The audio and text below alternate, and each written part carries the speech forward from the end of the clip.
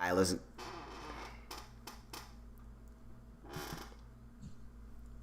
They can hear us. You can hear us. We back? Yep. We're back. Hey, thank you guys for coming back in. We're letting everybody come back in. I see we got five people. All right, cool. Yeah, we're So back. we got flagged. All right, guys. So it seems we can't show highlights, even though it looked cool. Look very cool. You know, we got to work. We got to work that one out. We'll do our homework to get those rights acquisitions going. But Welcome back, everybody. welcome back, everybody. We were at 10. We were at like 10 or 12 when we went out. It's only like 5 people in here right now. They'll be back though. They can't get they can't get enough of us. They got to find out that we're back. They're probably like, "Oh God, what happened?" Yeah. I had a funny group chat thing. Shout out my guy Ro. where were we at when we left on Russell Wilson? Yeah, we talk about Russell Wilson. Yeah. So what are your thoughts on everything? Like I said, I mean they can't get rid of him. They just got to do what they got to do. This game is still won in the trenches, and they gotta make something happen there. Definitely. I mean, if he comes out and says that he's tired of getting hit, I think that should just raise a red flag for you already, and you should know that you kind of have to upgrade the offensive line. And really, what are they kind of maybe going to do without him? He's a big piece to their team. So I think if he's unhappy, they got to find a way to keep him happy before maybe he requested a trade. Like I said, it's not the NBA where they can really force their hand as much, but you don't want him unhappy over there. So I think, like I said, with him bringing it up automatically means there's something wrong over there, so they need to get that fixed. And Russell Wilson is Seattle. You know what I mean? He's the greatest quarterback that franchise has ever had. Yeah, I said it. And you know their Super Bowl championship is because of him. Their Super Bowl appearances are all because of him. I mean they should have ran the ball instead of letting him throw it, but that's a discussion for another day. And yeah, man, get it right over there because you made this huge trade getting Jamal Adams, thinking you were going to be able to compete for a championship, just to go out in the first round losing to the Rams, and who with a quarterback that they didn't even view as their starter at the time. So it's a no-brainer. It should be a no-brainer. You protect your quarterback in a quarterback's league. You got to protect your quarterback. Definitely, like I say, he's their biggest piece they have over there, and just him to me, just him saying that lets you know that you need to upgrade. If he says he's tired of getting hit, then you know you have a problem over there. So yeah, and he came out and confirmed it. Like the report came out that he wasn't happy, and then he came out and said, "Yeah, I'm not happy." Usually, like a report will come out, and then the person that reports about they'll do they'll get their media training going and be like, just they'll tell you some story to dumb things down. He didn't do that at all. He said, "Yeah, it's true. I'm not happy." So make Russell Wilson happy. Yeah, and he's doing it now, which is the offseason time, which is letting him know that he's really unhappy because now he's saying, "Yeah, I have a chance to upgrade this roster. I guess I didn't tell y'all during the season, but it's offseason. You have nothing but time for you to figure out how you're going to upgrade this roster and kind of get me involved." So he's kind of really putting them on notice here. Yeah, and all ESPN's Adam Schefter, a few weeks ago said expect this offseason to be like a carousel of quarterbacks. A lot of movement as far as quarterbacks goes. We saw one domino effect go when Jared Goff was traded to Detroit and Matthew Stafford was traded to the Rams. He said that's only the first domino. We've been hearing that Carson Wentz could possibly get traded, sooner rather than later. I mean, that also doesn't even make sense to me if you're going to fire Doug Peterson, because you would think that they did that for Carson Wentz. But, that's another thing to watch out for. So maybe Russell Wilson could be a part of that. Yeah, maybe. But like you said, he is like Seattle over there. So if I'm them, I'm doing everything I can to keep him. So hopefully not, because I kind of like him in Seattle. But just think about, they were on their way to winning 2 Super Bowls. If he ends up getting traded and something like that, think about kind of how fast that downfall was. Yeah, but we talked about that with Jared Goff, remember? He's another one that he led them to the Super Bowl. And, not even 2 years later, 3 years later not even 2 years later gets traded. Yeah, definitely. But Russell Wilson still been playing at that kind of high level. So it's kind of not, it'll be like I guess for Jared Goff, they wanted to trade him. They ended up trading him. For Seattle, they might be forced to kind of trade Russell Wilson, Well, which is kind of like it'll be the end. It'll really be the end of the era in Seattle because the Legion of Boom is completely gone now. The offensive weapons over there, they're not there anymore. It's really just Pete Carroll and Russell Wilson that are left from those teams. yeah. And like I said, just think about how fast that downfall kind of seemed like it was, and it now just kind of looks worse about not letting them run the ball because if you think about it, they'll be. I guess you got one Super Bowl, so you're happy, but they could have had two, and that's kind of what everyone's gonna think about, especially if they kind of break up like this. It's gonna be like, you should have had two, and the breakout wouldn't seem as hard, maybe. And Tom Brady would only have 6 championships. Oh man, hoops! Let's get to hoops. Well, first off, we got to start by apologizing to the Knicks fans because we had some. I don't want to say that's what we wanted to start with. I wasn't even going to start with that one. I was going to start with the All-Star game. Well, we had some Knick highlights for you guys. And they flagged us, so we can't even show y'all no Knick highlights. And I don't blame the Knicks. We would have been good if we never put them Knicks highlights in here. They were hating on us, man. They were really they were really hating on us. Someone said Brady looking like Thanos. The New York Knicks. We are the New York Knicks. We are the New York Knicks. We say go New York, go New York, go. Go New York, go New York, go. Say go New York, go New York, go. Go New York, go New York, go. We're back on track on the fourth scoring Morris 94, and the Knicks are hardcore. And that's enough of that. Yeah. Try and flag that one, YouTube. All right. Well, we might as well start with the Knicks now, since we're here. Yeah, the Knicks, they were on a 3-game winning streak that gets snapped by the Miami Heat on Sunday. But while they were out here losing to the Miami Heat, defending Eastern Conference champion Miami Heat, they made a trade, sent Dennis Smith Jr. over to the Detroit Pistons, as well as draft compensation for the services of one Derrick Rose. Derrick Rose returns back to the Knicks after a short stint there a few years ago, and is also reunited with his head coach in Chicago as well as Minnesota, Tibbs. So as Jimmy Butler said in his post-game presser, Tibbs is getting the band back together. I know some Knicks fans are a little worried because their rookie Emmanuel Quickly, who's been playing fairly well in the last couple of weeks here. They're worried about where his minutes stand moving forward now that they got D Rose, and they should be worried. One thing I've noticed, with their starting point guard Elfrid Payton, anytime he has a good game, which isn't that often, but anytime he does have a good game, Quickly's minutes are always cut. So now you're adding Derrick Rose to the mix. You still got Austin Rivers over there. This move screams that they're trying to win. They're right there in that bottom tier of Eastern Conference teams trying to make a push for that 7-8 seed. So it definitely does say something about Quickly's minutes. Yeah, maybe, but hopefully not, because Quickly's been a very good bright spot for him, especially being a rookie. So I think that would be kind of a bad move here, but I think, like you said, Tibbs is trying to get the band back together. I think in every spot he's been since he left Chicago, he has tried to get the band back together. So it's not going to sound as cool though. Like Minnesota Timberwolves, like you can't, they can't make that work with the Knicks. The New York Bulls. Nah, they have a team in New York called not as good as Timberwolves though. Timberwolves was fired. Well, he's gonna try to get the band back together, but maybe Knicks can hope for Jimmy Butler. But anyways, Jimmy Butler's not going nowhere. They should. I think he's gonna find a way to try to get D Rose some minutes in there and kind of still get Quickly some minutes. So I don't think hopefully he doesn't take away from him, because like I said, he's been a good bright spot for them. So, but if not, it'll be somewhat good for Quickly to learn under. Just for him to learn a couple more things, especially with everything Derrick Rose has kind of been through, kind of adjusting his game from being an MVP player to coming off the bench now to doing other things. So I think that's just another veteran for him to learn under, if anything. So maybe, obviously you want him to play, but hopefully in the long run he can maybe get a little mentorship and become a better player when he does get back out there. Derrick Rose should be the starting point guard for the New York Knicks.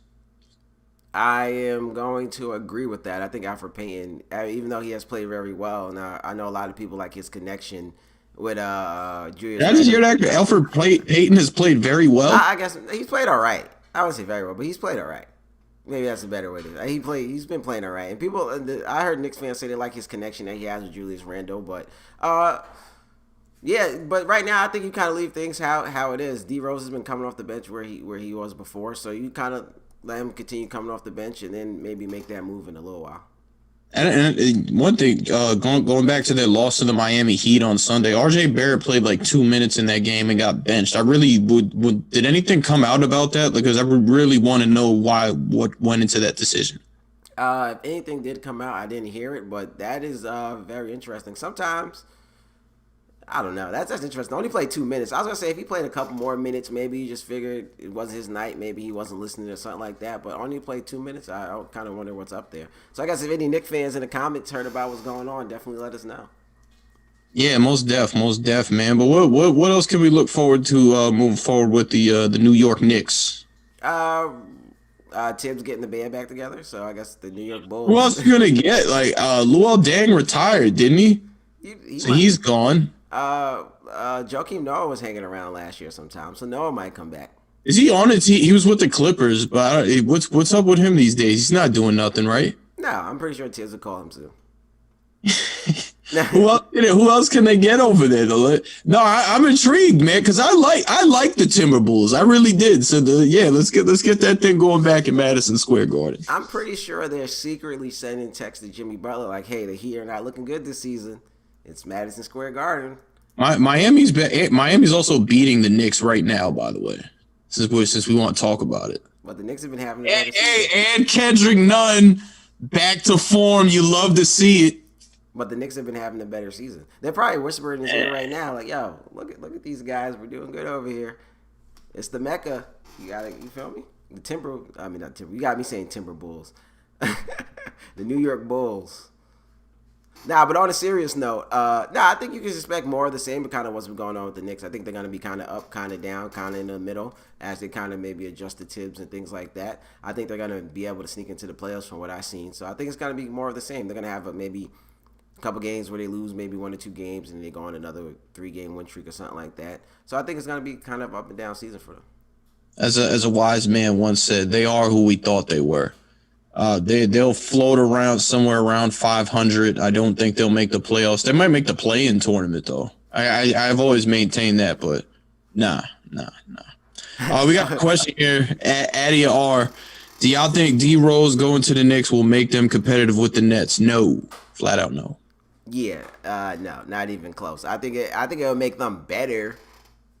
As a team, I think maybe they can maybe sneak up maybe a little higher, maybe 1 seed higher or something like that. I think D Rose will definitely make them better, but to compete with the Nets, they're on 2 different levels. In a 7-game series, the Knicks would lose to the Nets in 4. I say 3. That's crazy. Nets in 3. Oh man. Someone said bring back Melo. I'm with that. Bring back Melo. Melo is just fine where he is in Portland. Free offense over there. He's all right, man. Nah, he should end his career with the New York Knicks though. I mean, like he started off with the Denver Nuggets, and Denver should definitely retire Melo's number when that time comes. But we really know Carmelo Anthony's career for the New York Knicks, so like he should end his career with the Knicks. Sure. I think they should bring him back now. Bring back Melo on the left side too. Bring back my guy. Bring back Jeremy Lin while you're at it. That too. He's in the G League. So. Yeah. Turn down a lot of money to do that too. Yep. So go New York. Go New York. Go. I regret playing that. No, I don't. I hope my friend Rashad's listening. Anyway. So, sticking to hoops here, some news came out about no All-Star weekend, but a 2-day event for an All-Star event of what they'll have going on here in Atlanta, correct? Yeah. Well, you know a little bit more about this than I do. So, from what I've seen, I guess they want to have a skills competition and then the All-Star game. And a lot of these players are not happy about it. See, De'Aaron Fox in a post game presser said he thought the idea was just completely stupid, and that those are his words. And LeBron James, when asked about it, he wasn't happy about it at all himself. And I get where they're coming from, with everything that's going on, and they just kind of want to get through this thing. This isn't your typical season. Yeah, definitely. And I think with the way Atlanta has handled everything, I think that is kind of maybe the problem too. And Atlanta's like the only place who didn't shut down their clubs and things like that.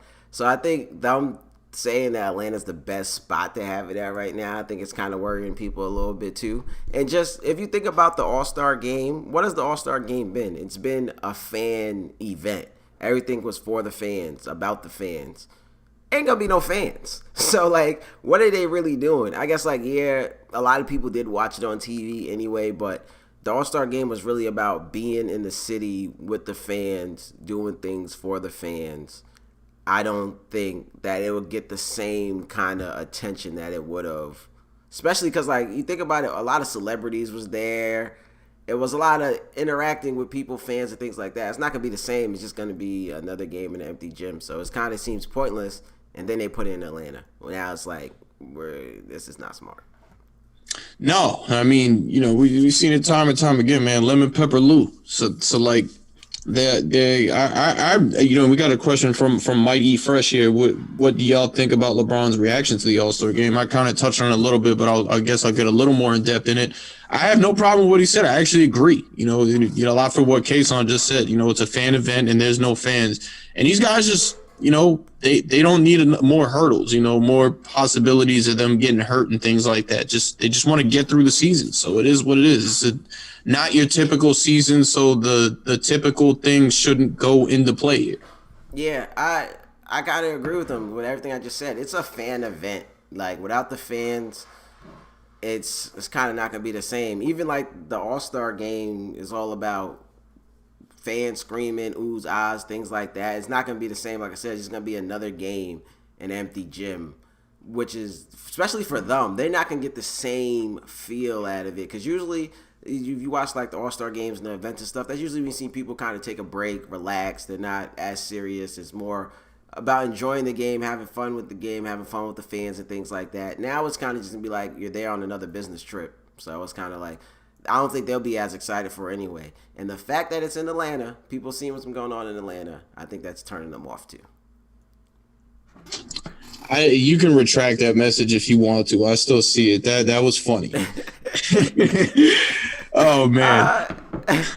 Valid point. I mean, if people are paying to be at the Super Bowl, I guess you could put a cardboard there and let people be at the All-Star game. I don't think the players are gonna get any hoorah out of it, but I guess it brings some fan interaction. I think maybe they might try like because a lot of things been going virtual now. Maybe they'll try to do like some virtual fan interaction, things like that. But who knows? Like, yeah, no. Like, see, that would be all right. Like what they did in the playoffs in the bubble with the team that's letting the team's fans and things like that go on the video and stuff like that. Like that would be cool. But it doesn't really change my mind much on how I feel about them doing this. Yeah, and it's going to be a 2-day event. So, like, that first day before the All-Star game, they have to find a way, I guess, during skills competition and things like that. It could kind of be the same. But, like, before, it was, like, a lot of small events during the All-Star weekend. So, like, some of the events, they're going to have to try to find a way to still get the fans to interact virtually, maybe. But, like I said, with everything going on, it doesn't seem like a great idea. And if you look at what happened with the Super Bowl. If you look at Tampa, there's a lot of people out at that Super Bowl partying, doing things like that. You bring the All-Star game to like the party capital. People, even though they can't get in the game, people still gonna go there and party like it's All-Star weekend. So it just maybe doesn't seem like a great idea. Yeah, not good at all. DK, did you see this? The Clippers have let it be known that Lou Williams and Patrick Beverly are available for trade. I did see that. I believe you sent it. No, I seen it, and someone put Westbrook's face, like a meme of Westbrook over it.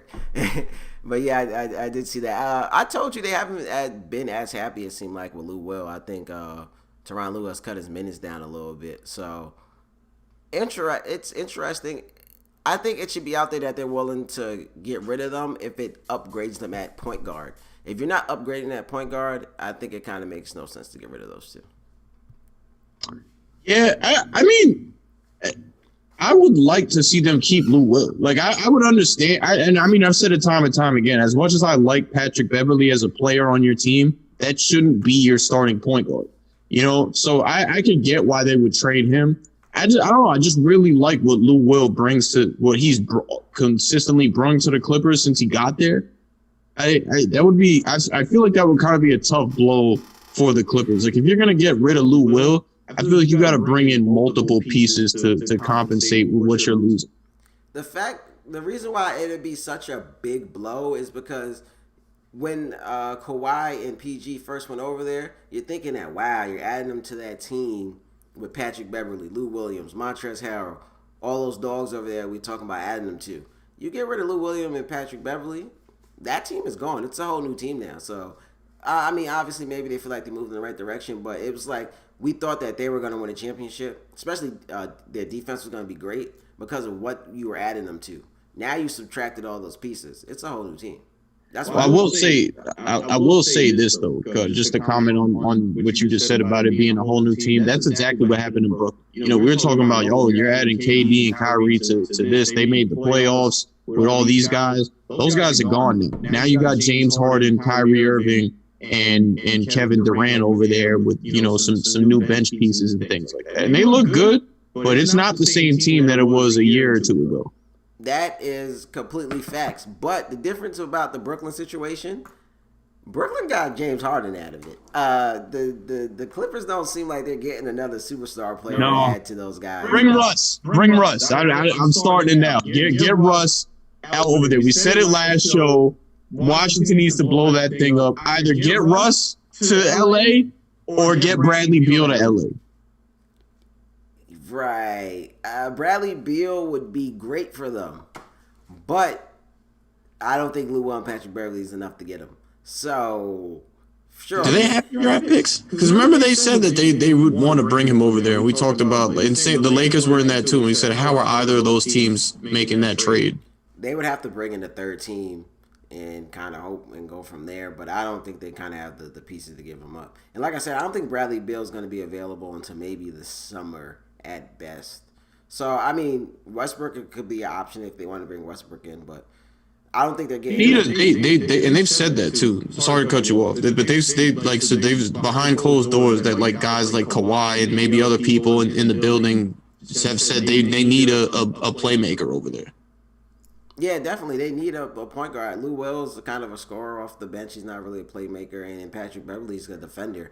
Reggie Jackson's kind of just a solid bench player, but we've been saying this since last year, and especially kind of showed in the playoffs.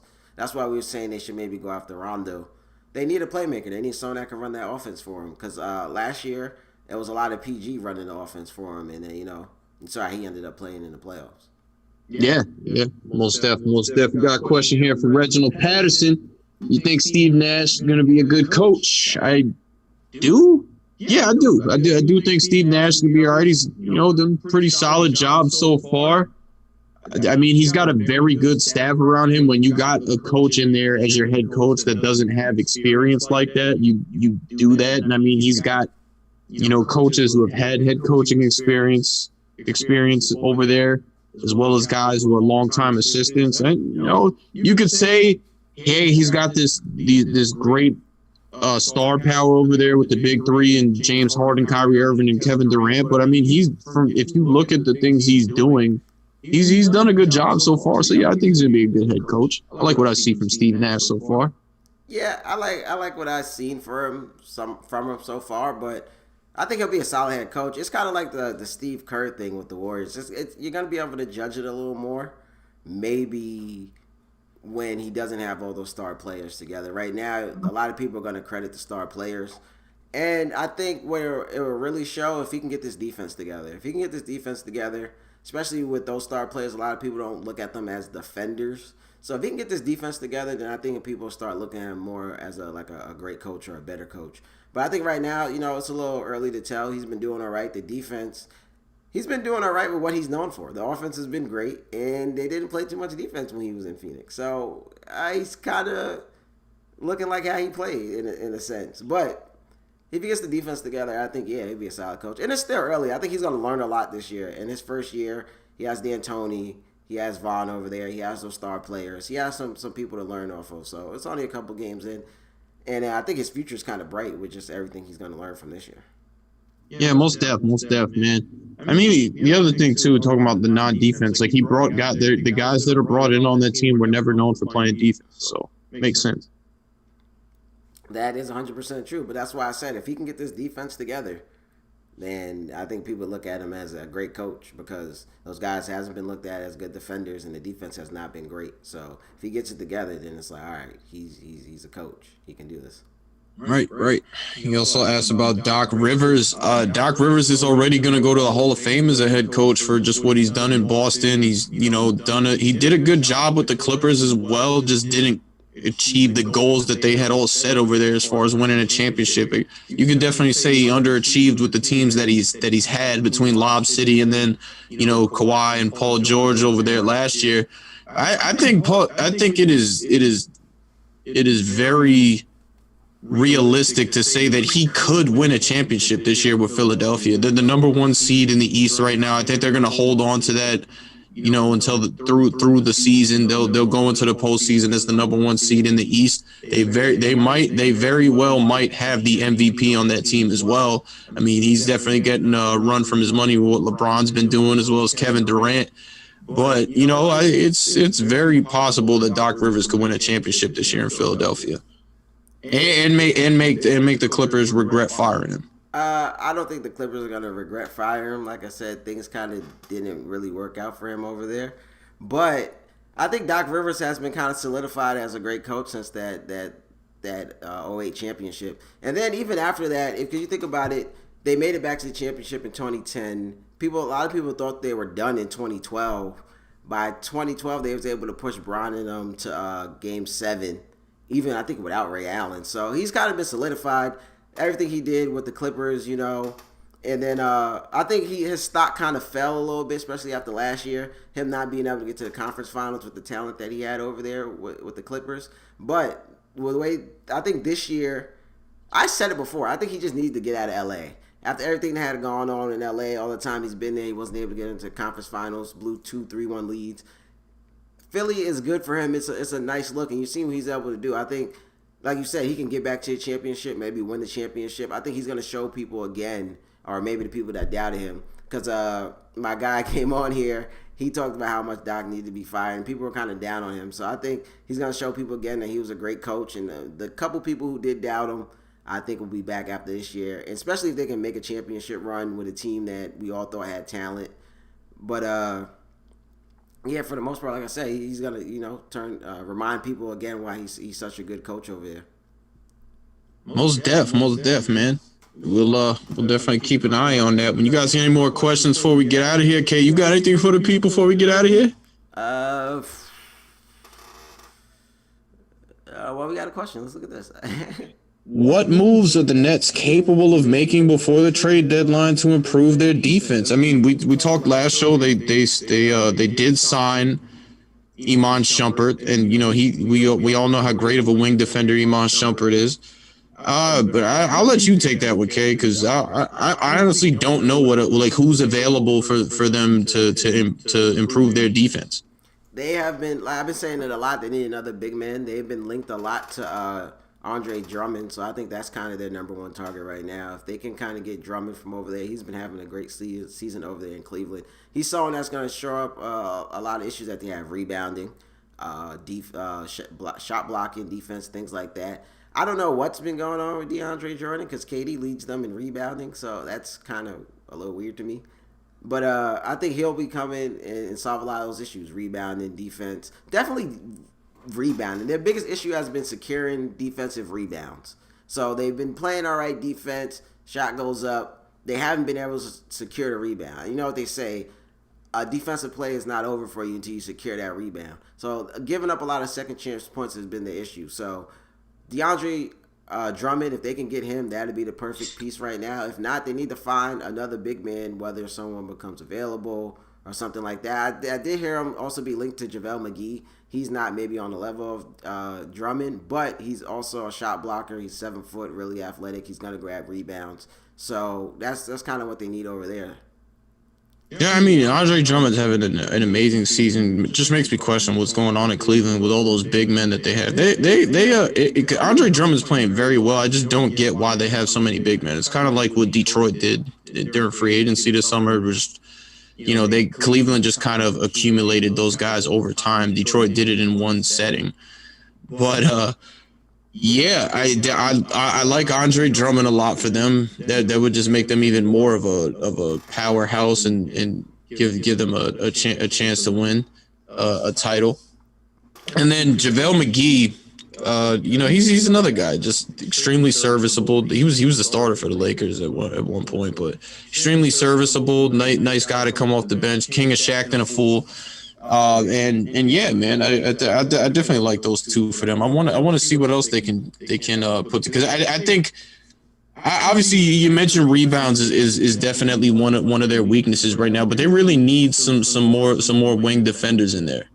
Yeah, definitely. I can't think off the top of my head what wing defenders. It's gonna have to wait a little bit and see what team becomes a seller kind of towards the trade deadline. A lot of teams that maybe thought they were able to do something this year and it kind of doesn't work out, and then towards the trade deadline they become sellers. Trevor Ariza, if they get Trevor Ariza, he's sitting on the Thunder. Trevor Ariza and George Hill are both sitting on the Thunder. Those would be two great pieces for them. Like you said, they just picked up Iman Shumpert, who's a wing defender for them, but they need someone to guard guards. We know what George Hill's been able to do in this league. He's like a 40% three-point shooter.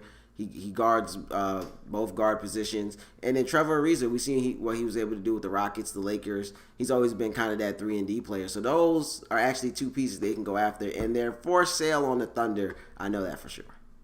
Yeah, and that's crazy you bring that up, too. I completely forgot about George Hill. If you remember back a while back, we talked about George Hill possibly being a target for the Brooklyn Nets. Becoming it with, this is around the time that Spencer Dinwiddie had went down. So that's definitely big for them. But unfortunately, when it comes to the Oklahoma City Thunder, you're gonna have to give up a hefty compensation to get them to send people over to you.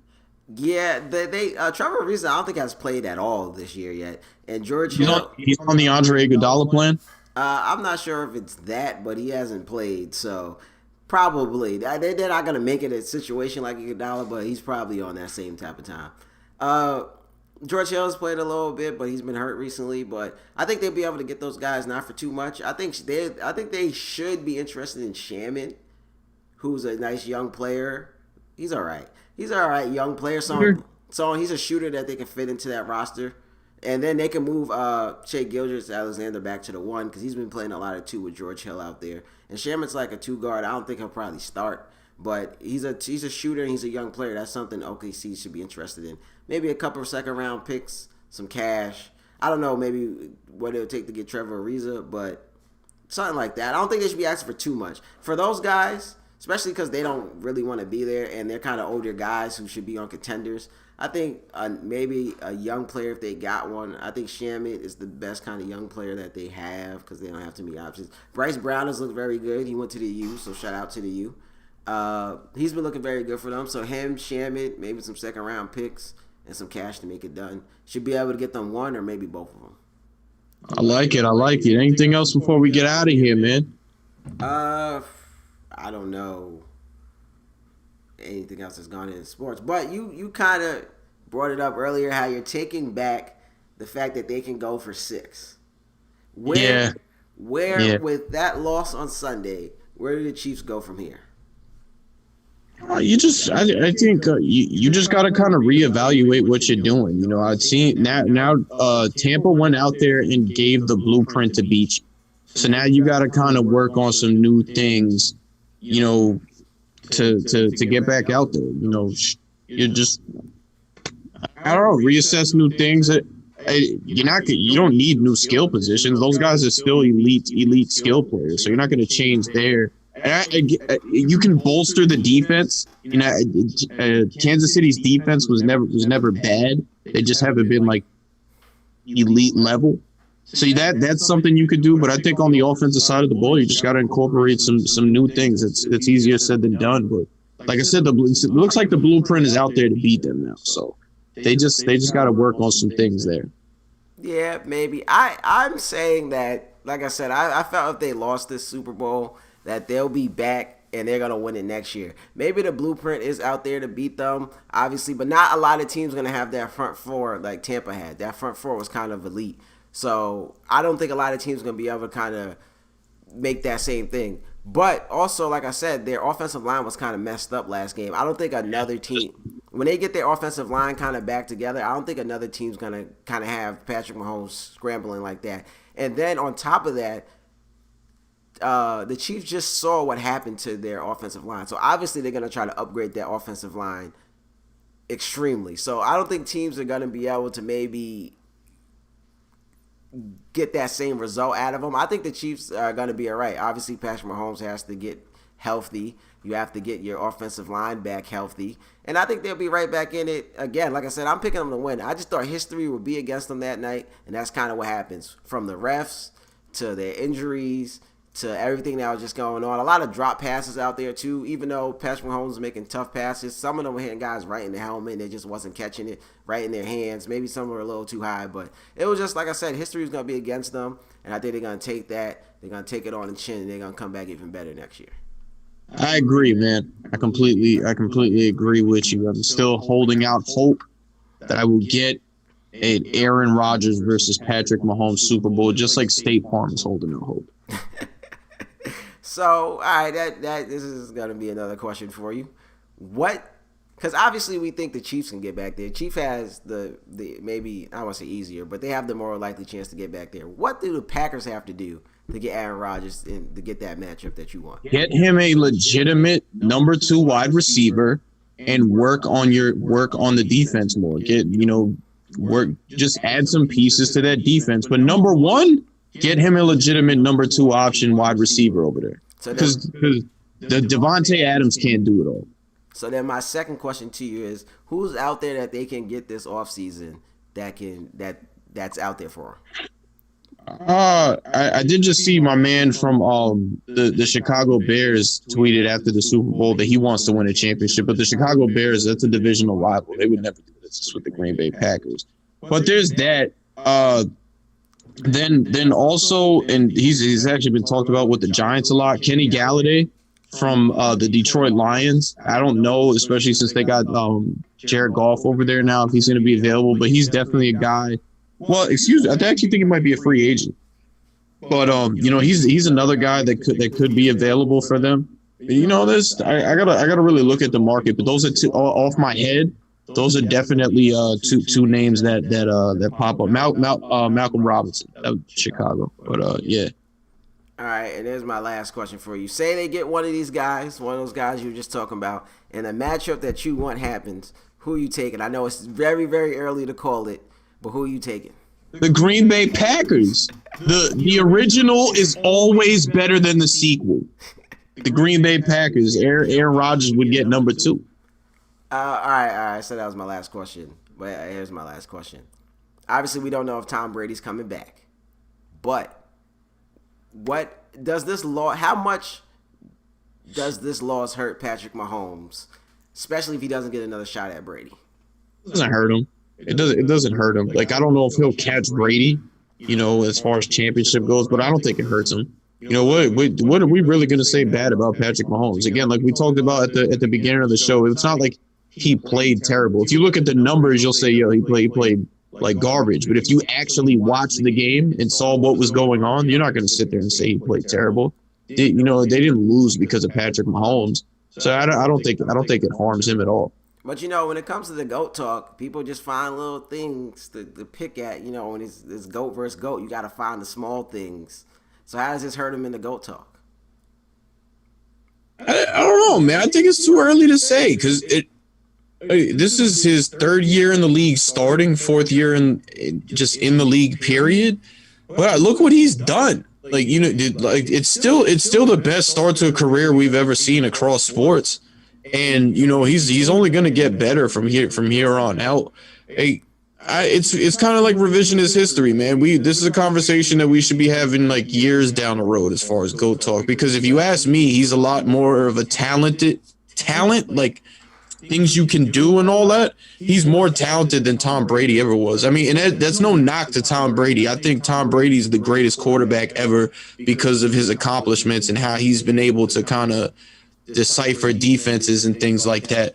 But we've seen quarterbacks more talented than Tom Brady and Aaron Rodgers. Patrick Mahomes is one of those guys. All right, now this is my last question for real. How many championships, or what does Mahomes have to do to be the GOAT? I don't know. That's a tough one. He's got to win more championships. He's got to win more championships and do it in convincing fashion. I don't know if he's ever going to win 7 though. He needs 8. I don't know if that's going to happen. I've tempered my expectations a bit. Yeah, I mean it's possible, but Jesus, 8 is a lot. Yeah, I don't know if that one's going to happen. Seems we're being updated on the Knicks score. That was a while. That was at 9-11. It's 9:25. It says 82-76. I don't know if that means the Knicks are up, but he's keeping us updated. I guess it popped up. He must keep going.